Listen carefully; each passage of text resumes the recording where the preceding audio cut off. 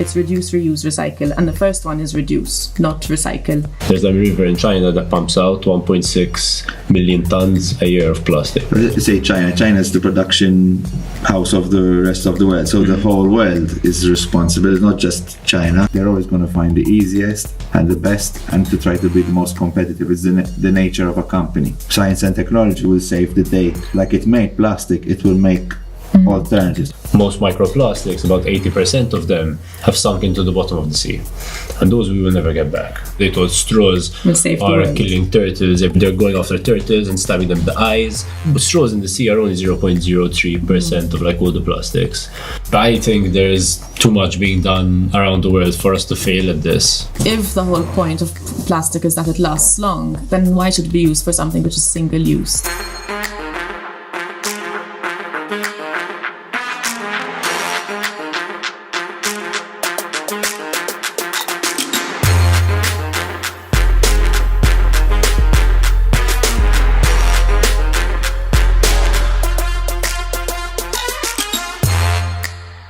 Plastic, if you want to sum it up nicely, is this great invention that got invented around 100 years ago that unfortunately we've lost complete control over in terms of volume and spread, and which we now are dealing with the aftermath of that, of dealing how to recover that, how to turn that back into something usable again, into a raw material. It's a material we're using which didn't exist before, so part of the potential problems is that it's new to the environment, and it's made from crude oil. So it's made from oil, which we mine out of the ground, which itself is a group of organic chemicals made of carbon and hydrogen. Anyway, and in a way they stick them together like Lego blocks, and they get this very versatile set of materials. So plastic is an umbrella term. There are many different types of plastics, but in general they're easy to mass produce. I think the production costs are very cheap. It's part of its sort of the problem we're facing is that they're very cheap. It's a good insulator, they're strong, they're flexible, they're easy to mold into different shapes. Again, hence like we use a lot from packaging, which is a big problem. They're sterile as well. They're sterile, so they're made under sterile conditions. And they're durable. And in at least the short term, they're non-toxic. So at least you can be safe to have plastic cups and spoons as far as we know, right? So anyway, it's a group of very versatile materials. And when something has a lot of uses and it's cheap and it's mass produced, like in most the way humans are, we just start doing it like there's no consequence. And now today I think we're here to talk about the consequences, of which there are many, and we're learning new ones. One word you picked up on, which is very important, is it's durable. Yes, it's true, it's very durable, so much so that it's very difficult for it to break down naturally. And a lot, even if you manage it, if humans manage it, we still have an issue that it needs to be reused or repurposed. It doesn't just break down by itself and disintegrate to thin air. I don't think it's all evil, but what we're doing is for consumption. Exactly, it's being used as a disposable item, when I think its virtues are not as a disposable item. It's being used as one of the things that crops to mind. I want to talk about is packaging. It's used indiscriminately, and especially things that are used once, big packaging, all this sort of thing, that then just gets thrown away. And it's ironic, because if the whole point of plastic is that it lasts long, then why should it be used for something which is single use? Exactly. It should be used for something which is, you can use it over and over again. So making it single use is quite a shame, really. So maybe education with the manufacturers. The manufacturers know, the engineers of the companies know the virtues of plastic, but the people, the consumer doesn't, and I don't think they see the impact. Maybe now with social media and what's going on, it's coming more to the forefront. But the impact of plastic, the governments to try and help alternatives, because at the end of the day we live in an economy driven world, so you can't give, you have to give manufacturers an edge, so that, you know, they don't want to increase their costs. It may be good for the environment, but then it's bad for competition compared to other countries. That's where maybe, you know, governments can come in and politics can come in. My aim is just to cut down and see how close to zero waste I can go. So for example, I haven't bought shampoo or conditioner in 4 years now, and toothpaste in 3. So I make my own, and actually I wash my hair with water. And it's sort of, for me, it's like a little competition with myself to see how much I can cut down and to see how easy it actually is. I know we've said it's complicated, but on a personal level, it's actually quite easy and also quite fun. I am a teacher by profession, so I do try to pass that on to my students. Yesterday we were at the First 2000 site, and one of the boys, I mean, these are teenagers, told me, "Miss, you know, let's clean up because there's a real mess." So I guess my aim is just sort of educating and trying to show people that it is a big mess and a big problem, but everyone can do something small, which in the long term will help, even though it does feel like you're a drop in the ocean. I basically co-founded Zibel, Maltese NGO. We're dedicated to waste, not just plastic. So we're talking about food waste, fashion waste, any waste in all sense of the word. So Zibel is what we do is education, awareness, cleanups, and we're venturing now into some research. So for example, with education, we do education with the general public and schools.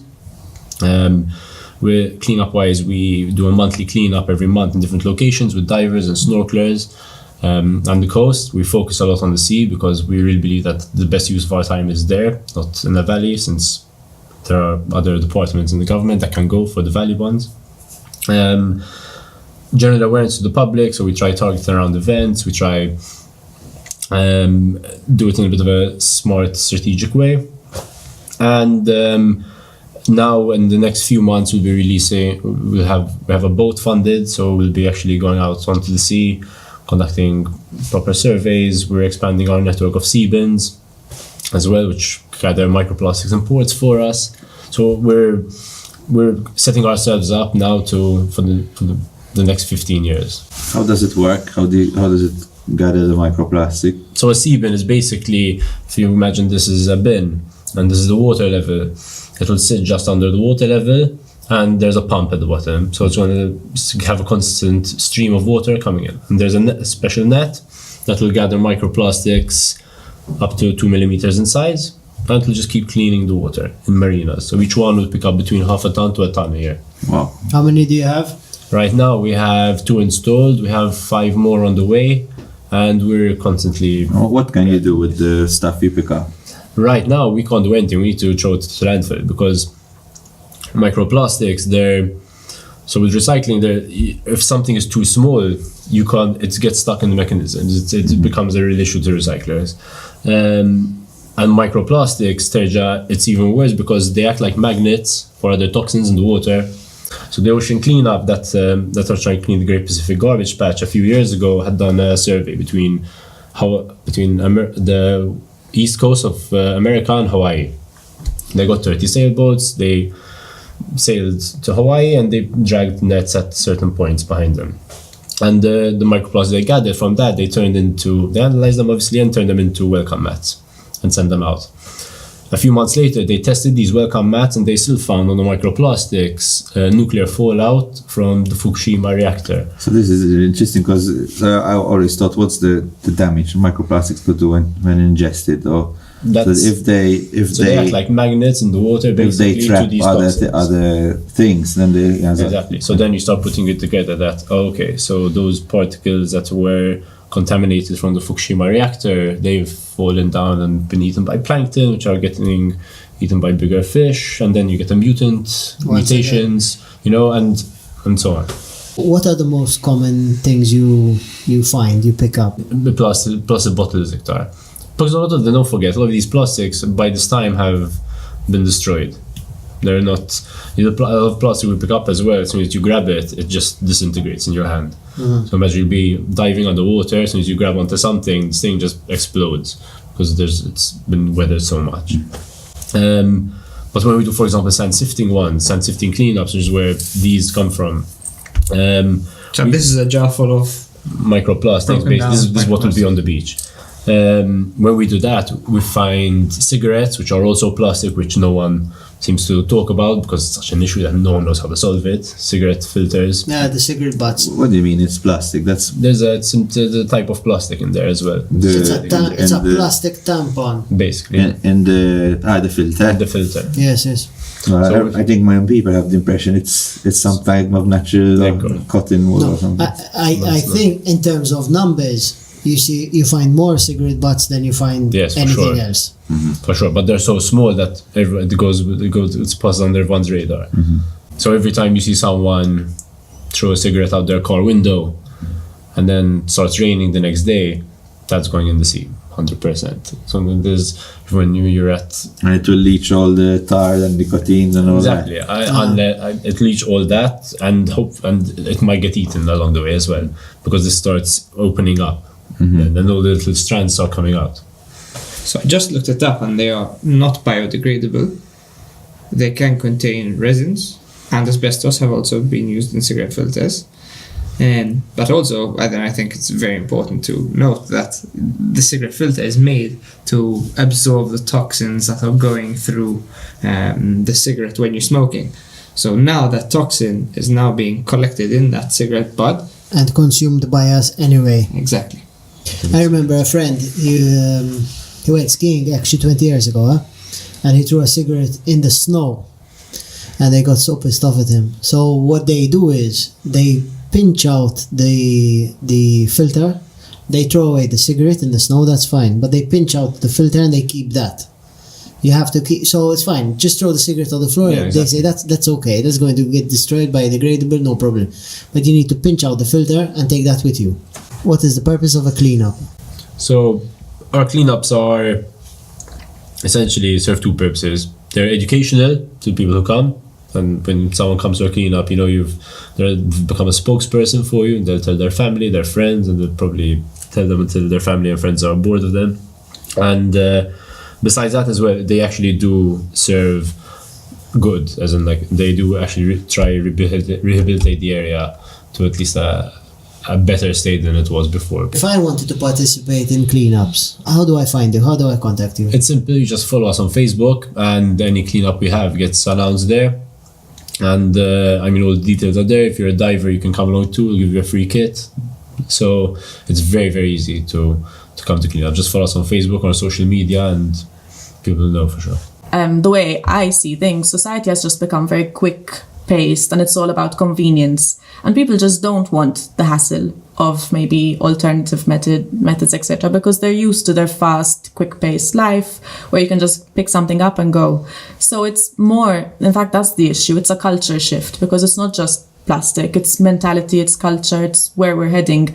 And if you look at environmental issues, it's not just plastic. We are just consuming whatever we find and obsessively consuming it, which is the main issue, I think. What alternatives are there realistically that?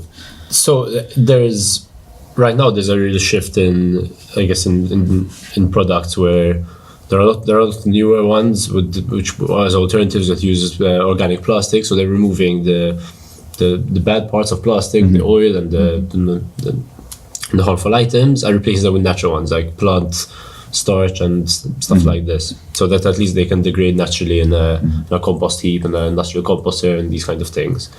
Basically, I do my best to reduce, because the key is reduction at the end of the day, because replacing something with something else, it's not ideal. Ideally, you look at ways to completely reduce.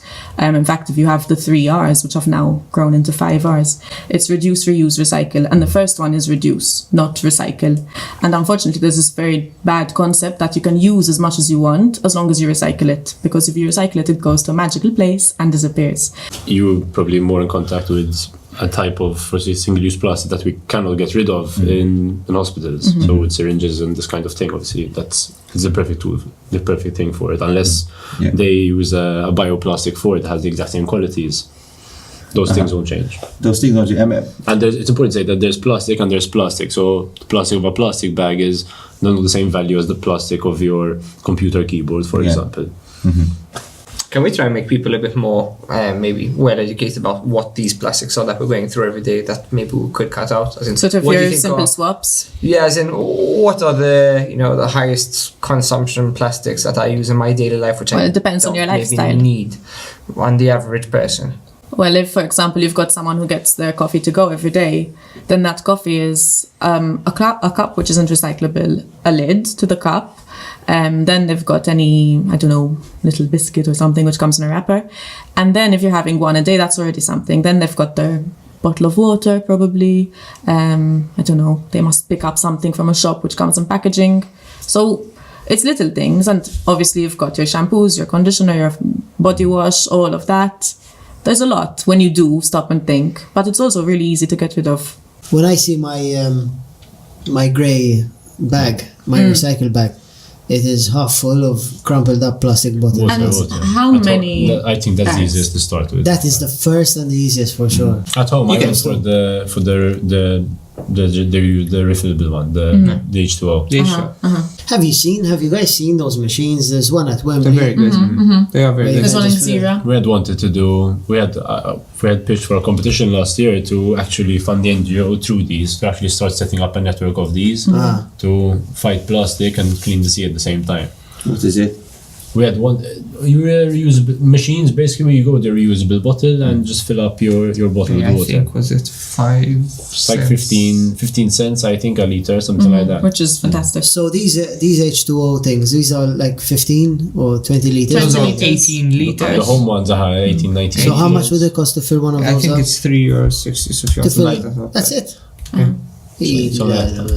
So I think if you try start saying, if you say, okay, this week I'm changing everything in my life plastic free, that you're going to fail probably 100%. So the best thing to do is take it week by week, and every week just find one thing that you can replace and just change it and say, and you'll realize you'll actually save money, and there's overall less hassle, because if you replace a plastic item, you don't have to recycle it, you ultimately have less trash. So it's a knock-on effect on that. And even with the big companies, with producers, if they reduce their plastic sensibly, they'll save money as well, because you're going to reduce your package, which means your package size is going to reduce your volume, which is going to help you with shipping, and even just in terms of raw materials cost-wise for you. So and I think businesses in Malta are now picking up on that if we cut out plastic, the franc as good. So you're going to Is a carton cup, for example, or is made of recycled paper or something? It's also doesn't need to be durable. You don't need to use it 100 times. Is it a viable option? I don't mind what my coffee comes in, for example. But why would you get that when you can have your own cup, which you take with you to the coffee shop and you just get it filled? Because I might forget. Because Okay. a lot of you're dealing with a population, so some There's- people are going to have their cup.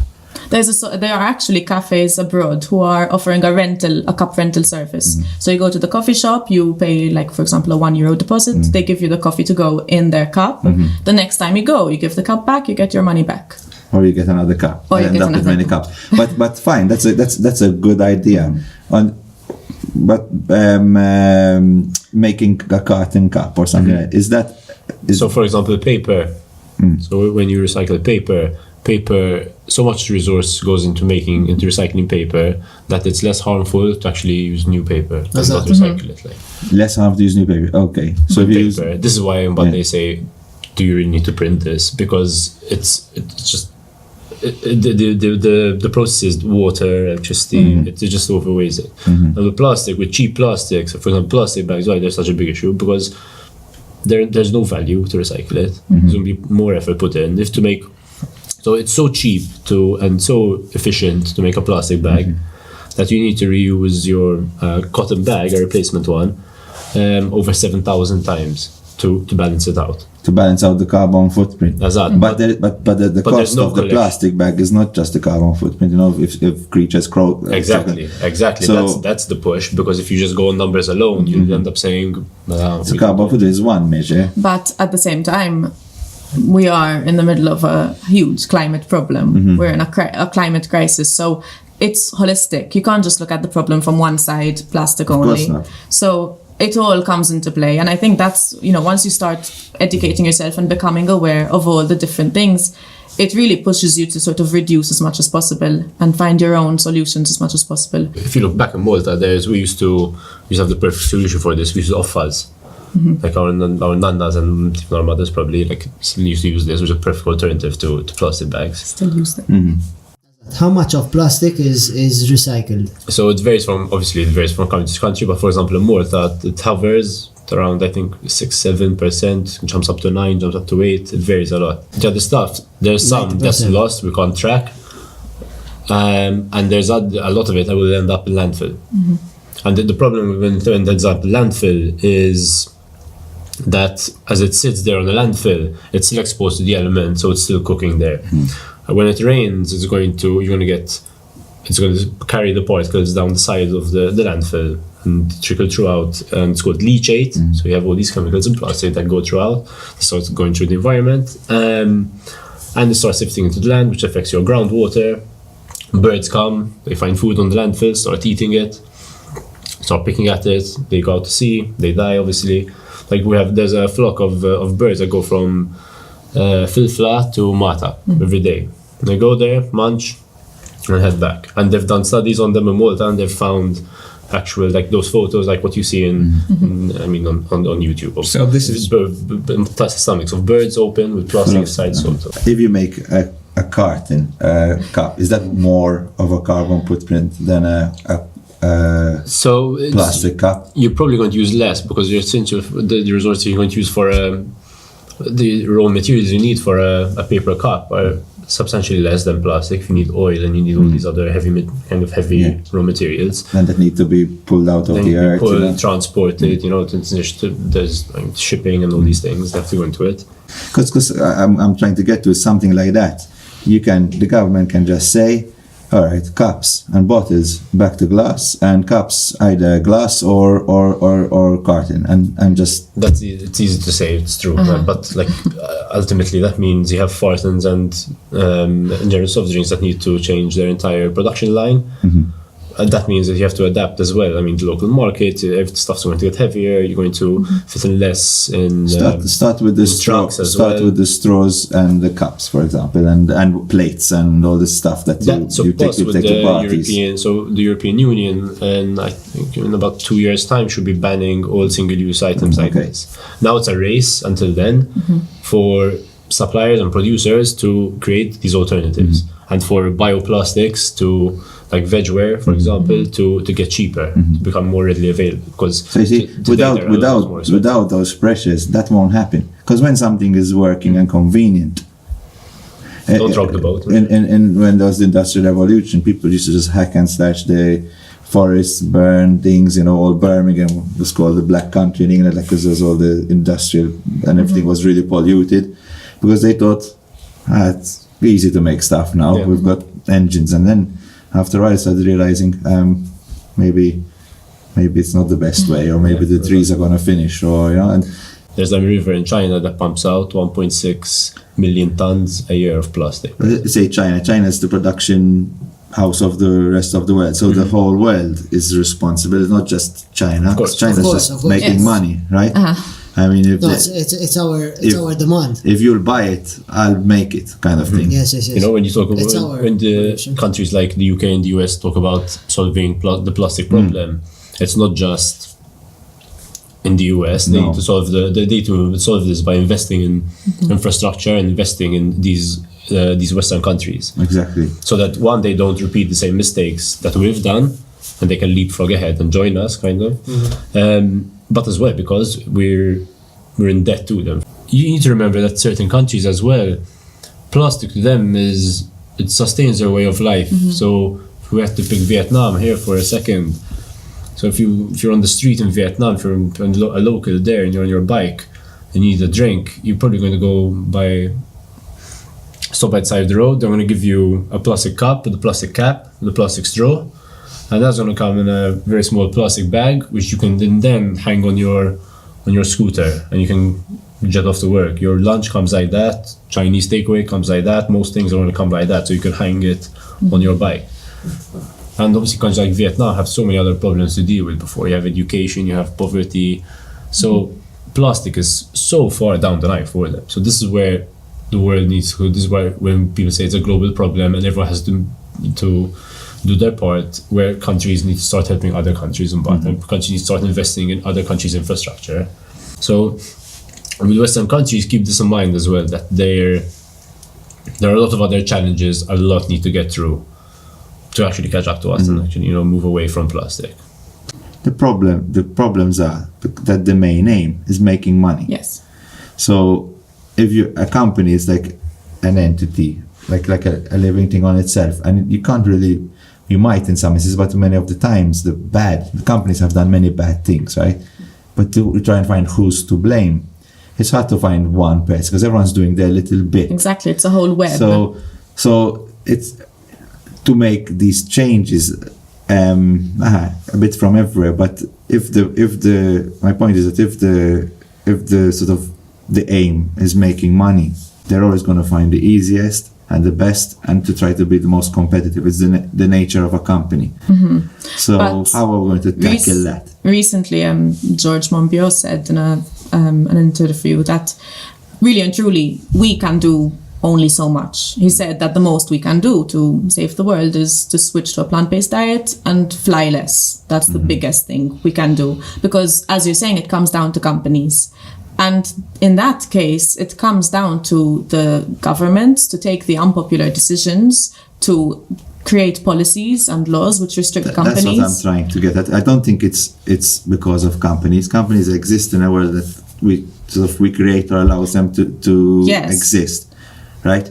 Like, so it's more about policymakers that have and that's where maybe people can make a difference. We are quite innovative as a species and we can work through it. It's very complicated to remove plastic in every form. Yes, it's true, it's complicated. As in, this is at least a 10, 15, 20-year journey. But we're not talking about removing it in every form for now. We're saying the everyday, single-use, disposables, the essentials. I think it's more innovation. We are resourceful as a species, but usually when we're pushed to the very limits. Not to the limits, or as when there's some kind of a competitive advantage or something like that. There are definitely alternatives. If we don't know them yet, we will get to know them for sure. It's setting these type of incentives and pressures for people to go in that direction, because somehow science and technology will save the day. Like it made plastic, it will make alternatives. It will make a way to. There's this thing that I keep thinking of. Probably it's childish, but so a lot of plastic it's quite structurally strong. Okay, it's a whole different group of materials. But if we shred them, for example, and compact them into some kind of brick, is there any use for them in construction? I'm not thinking to build big. They've built roads from plastic. Exactly, because that's a nice place to sequester plastic. So this is like, me personally, when these kind of things start worrying me though, because okay, you're going to build a road of plastic, but when this road gets dug up 20 years, 30 years from now, what are we going to do with all this material? Like, we're going to have to dump it anyway. It's like if you had to go to Matap and separate the dust from the plastic. I'm sure you have another mountain just made of plastic. Probably, yeah. But I mean, Matap is or wherever the landfills, wherever plastic ends up, there's all sorts of plastic. So if that can be, instead of just left in pieces or sequestered into some kind of like reused, but in a very crude way, so that it's easy. So somebody wants to build a shed, or somebody wants to build. But down the line, this is the thing. Tomorrow, then what? Then it's going to end up in landfill anyway. What I like the problem, like with plastics. Remember,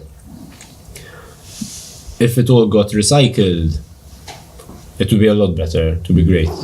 It's not the perfect solution, because recycling ultimately still takes a lot of resources. It's and not all plastic is recyclable. Not all the types are recyclable. You still have a limit of how many times you can actually recycle plastic. And depends for what purpose. Exactly. And if you think, like, for example, with landfill, it's an all-in effort to divert plastic from landfills, because that is the biggest effect it's having on the environment when it ends up in your landfill, where most plastic ends up. So a landfill is like a quarry that's been refilled with. So l-lum ġurnata landfill isn't just a hole in the ground and we just chuck stuff into it. They're engineered landfills, so they have this high-tech membrane that's basically covering the sides, and everything is controlled. Mata, for example, they pump gas out of it, trying to take out all the toxins, and other landfills, it's controlled. It's not as barbaric as it used to be around the world. But ultimately, it's still a pile of trash that when it's windy, items are going to fly off from. But all these different things are going to start degrading, and so you have food as well on the landfill, which is going to, in the sun, will create methane, and it's going to kind of add to this whole fermentation process in the sun. So the plastic, the underlying message of the whole anti-plastic campaign is to divert it from landfills and from the natural environment. Keep that in mind always. So where will it go? It's either we either need to get rid of it, as in like these single-use items, because the single-use items are the biggest issue. Okay, so that's a good one start. point to know, because a circular economy is now a very common word, so we push more towards that, where your materials are kept within your country, which for us, as an island, is very difficult, but at least all your resources are being kept here. And before what you said, it reminds me of how I look at humanity over the past 100 years. So with everything, we've always found limits. We've always found the very edge we can go with something, be it nuclear bombs, be it consumption, cars, everything. We've always found the limit. We've always realized what we're doing, the effects of it, and afterwards we've always kind of sunk down and stabilized and then and found a workable way forward. I believe plastic, that is what's going to happen with it. This is the tipping point, this is do or die. And plastic right now is a version 1 material. Plastic its composition hasn't changed much from the first days. So the next step now is a version 2, like everything else. Improvements. Biodegradable plastic, I don't know much about it. What is it? Is it something that easily sort of loses its strength, or is it? I was just reading about this little experiment they did where they got 2 biodegradable shopping bags. They buried one and they kept one in seawater. After 3 years, you could still use it to go and do your shopping. So when we think biodegradable, I live in a house which was closed up for 15 years. It was my grandparents' house. I was cleaning the garden. I found bits of plastic from the compost bags my granddad used to use. So they've been there for 15 years and they're in the soil now. Tiny bits of yellow plastic. So biodegradable is a bit of a fishy term. It's still going to choke the term. All it means is it breaks down. That natural enzymes and stuff can basically break it down. Not it disappears. It's not like just it will break down and you have microscopic piece of plastic. Compostable is a very different thing, and then so a compostable bag is something that then in a compost heap in certain temperatures it's going to go back into its natural form. So Andrew, if say tomorrow, we've stopped producing plastic, from now on there's no more plastic being produced, what do you think are the long-term effects of the plastic we've already created, used and disposed of is going to be on us and on Earth, basically? So your plastic ultimately is going to break down to microscopic levels that you can't control anymore. So when we talk about the sea, for example, and plastics, most microplastics, about 80% of them have sunk into the bottom of the sea, and those we will never get back. So we just don't have the technology or the know-how to do this yet. So with plastics, the effects you might not get now. You might not get in a year or 2. You get them 10 years down the line when you have fish who are now growing up with a gene defect or something like that. Because your microplastic, these small ones, first are going to land on your bottom dwellers, on crustaceans, on mussels and these things. The ones that are floating around are going to get eaten by plankton, and this starts going up the food chain. Then you end up at the very top of it, you have whales eating crazy amounts of plastic.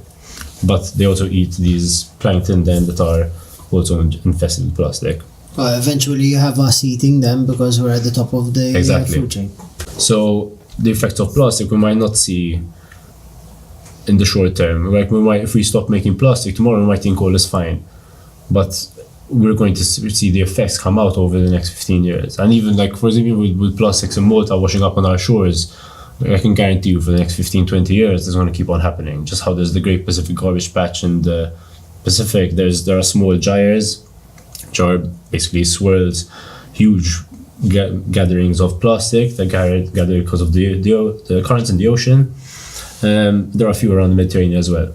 I've sailed through one and they are huge. These things can go on for quite a while. I sailed through one in the Mediterranean and it's scary how the vast size of just collections, patch of floating garbage.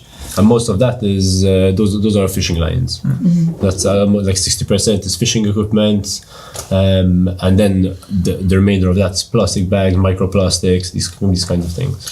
So a few years ago, I remember hearing about the Dutch guy, the young Dutch guy who was 18, who wants to clean up the Great Pacific Garbage Patch.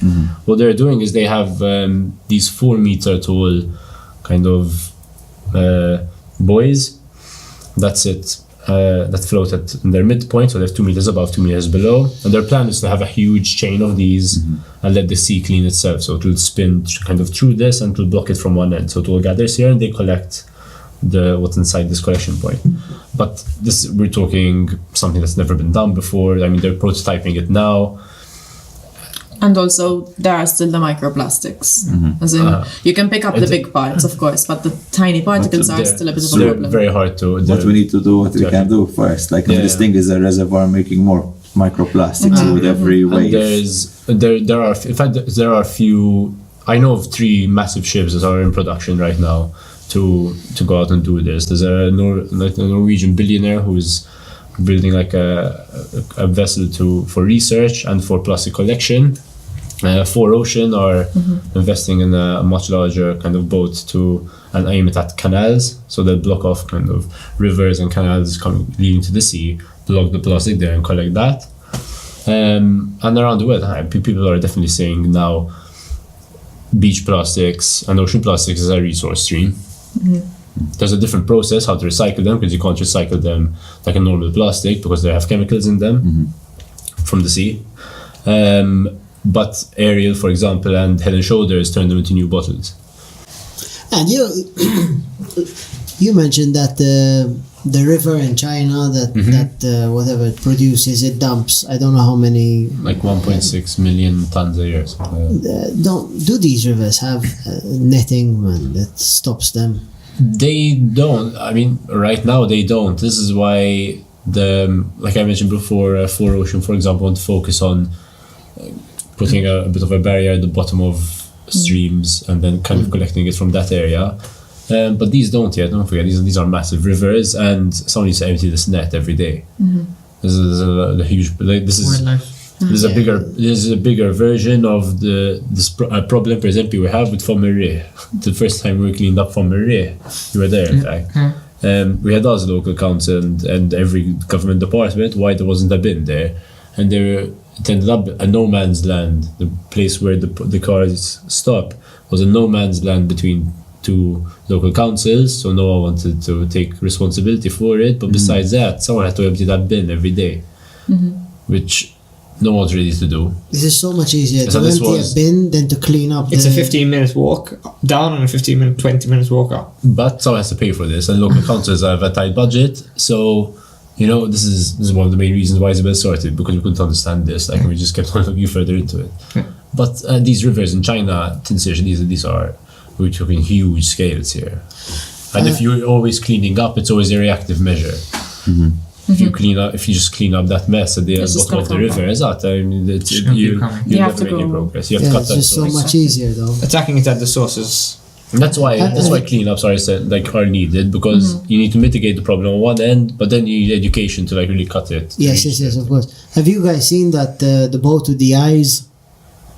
No, that really cute boat. Alotsu. No, yeah. There are these boats that collect trash with this huge wheel behind them, like the old steamboats. And they have massive eyes at the front, like a really sweet face, and they just eat up all the plastic. You never saw that? No. In rivers, they use them. They're like, imagine it's like a paddle boat with a massive kind of old-timey riverboat wheel like, in the middle. And if people find rubbish, if they find like an illegal dump site somewhere, like what do they do? What are the steps you take? Call 1718 is the cleansing department, and they're within the next week go and clean that up. Don't expect them to come the next day because they have all Malta to clean, and like yours there might be another 5 reports. But I mean, lately, the past 2 years, they've improved massively, like in this area. 1718. 1718. Through community building, I think there is hope and potential. I mean, I'm sure with your cleanups, you see this, people come together and it creates this really positive effect. And then that can create a ripple effect. And at the end of the day, people like to feel like they can do something.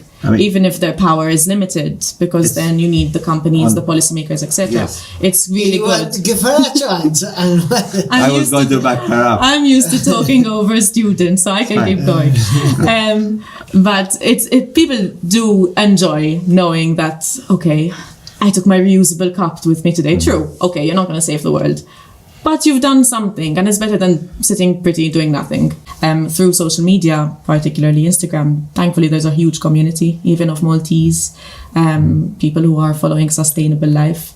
And it's really, really great, because that, I think, is what we're missing, this whole idea of having a community approach to things, because societies are becoming more and more individualistic. And that then just, you just become selfish and you stop caring. I've heard so many people when they had this new rubbish scheme, they were saying, oh, because now I've got the black bag, the white bag, the green bag, the grey bag, whatever. And I asked my students sort of, listen, how many bags of rubbish do you produce per week, more or less, as a family? Some of the amounts were ridiculous, and it's like, why are you producing so much waste? They're like, oh, but we recycle it, it's okay. Or, landfill was shorter. It's this idea that I think we need to focus a lot more on reduction. Because, for example, straws. Do you really need a straw? I mean, some people do. Some people actually need a straw for medical reasons. Some children need a straw. But I, as a 26-year-old grown-up, do not need a straw. I can drink from a cup.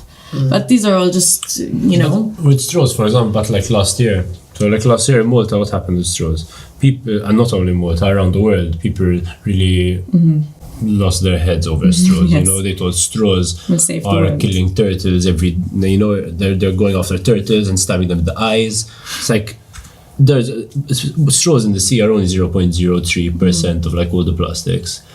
And you had loads of companies, loads of big brands who would go behind this campaign, like get behind it and say we're banning straws. They saved money, but they also, then if you go look at their recycling and all their waste, it's still all mixed, it's all black bag, so you've achieved nothing. I came from a background of running events, and at every event we used to end up with countless bags of plastic cups, and I mean piles of it. And I ran a test last year. This event I've ran for 4 years in a row. Every year we end up with about 35 bags of garbage bags full of plastic cups, plastic bottles and things like that. Andrew approached me and said, listen, how can you cut this down? How is best to cut this down? And after a bit of looking around, we saw the use of reusable cups. So a cup which can be washed and reused. From that, I started looking around. We saw vegware, which are still single-use cups, but they're compostable. And then we came across these slightly harder reusable plastic cups. The benefit of it was that people will be given their drink. It feels, it doesn't feel like something you throw away straight away. It feels like something you can carry around, and then you go back to the bar, leave it with the barman, and he'll sort of clean it, wash it, whatever. Similar to how you do with a glass. And I noticed that people are actually a bit more educated towards using these cups. Why? First of all, from 35 garbage bags last year, I ended up with 14 garbage bags. So I can already see I made a difference in the amount of waste I've produced. But also, I noticed the mentality of people changed. People are coming back to the bar and leaving the cups on the bar. So from before, where people were just chucked on the floor at a party, they're actually coming back to the bar and leaving it on the bar and telling the barman that you have to put it away so it can be washed. So we did tick something in someone's head, somewhere out there, because they started coming to the bar, leaving them in locations. In fact, now at parties, we're now creating designated locations to go and leave your cups. And people are doing it. You have an Instagram page with Yes. tips and I have a budding Instagram page. It's unsupervised adult, and some other pages which are actually quite good are there's one called Sustainable Islander, which is great to follow. There's Rachel on the Rock, and then there's Mama Eats Plants. She's from California, but she posts some really great things even for food, diet ideas. And then there's Stevie Yay, who's also great. Ironically, they're all women. The women generate so much more waste than men in terms of like cosmetics, for example, and just overall, like it's a huge number. Apart from all these Instagram pages, I think there was a rapper recently who put up a video in collaboration with a ton of other singers and Leonardo DiCaprio as well, called Little Dicky. I think we can put the link in the bio. It's a really cool, actually. There's a whole flow through the website. Little what? Little Dicky. And when every stream generates a certain amount of money, which goes towards Leonardo DiCaprio's foundation. That guy is so cool. He's He's so amazing. cool. And the website's really educational, actually. There's a lot of facts, tips, and things you can do just to help out the environment a little bit. There were quite a few positive points that you all had, but it was quite a negative discussion. So I'd like to know if there is any good news. Are we heading in the right direction? So I think there's too much being done around the world for us to fail at this. For sure. I'm very positive about the next 10, 15 years, for sure. Whoever thinks there's going to be an overnight change, needs to realize this is the real world, and that's not going to happen. But there's so much being done in so many different pockets on every level of society that I'm sure we'll make it. But like our slogan in Zibel, it starts with you. So even if you feel that if you feel that you're an insignificant drop in this huge ocean of plastic consumption, if everyone says this, we're going to remain exactly where we are. So start with you, and you might inspire someone the next day. And something maybe more to actually give you a picture of how good some things can be. There was a beach in India which was quite polluted, and it took them ages, days to clean up, weeks. But when they did manage to clean it up, turtles actually went back, laid their eggs, and now they've hatched. So, it's all part of They the were chain. waiting for us to clean up our shit. Yes, exactly. And on another positive note, I think, this is very positive, speaking to you guys, seeing on an individual level, and even at the NGO, I knew just about the cleanups, basically. And really interesting, the research on that. And what we discussed, that humans as a species will use science and technology to there are going to be ways to fix this problem or to mitigate it, and the awareness alone is going to push people in those directions. So people are, there's a lot of money to be made if you find solution to all these problems, one that that can be implemented around the world. So there is, I think the direction is right. So that's good news. I think as well, if I can compare Malta on a smaller scale, Malta's countryside, Malta's beaches 6 years ago to today, there's a huge difference in what they were to what they are today. I think by Zibel, by every single NGO that there is out there in Malta, they've done a lot of difference, I'd say, to the beaches. Yes, it's constantly always washing in, but you can still go places and appreciate that there is that little bit less rubbish lying around on the floors. Mm-hmm. I'm with kids every day. I'm with teenagers every day.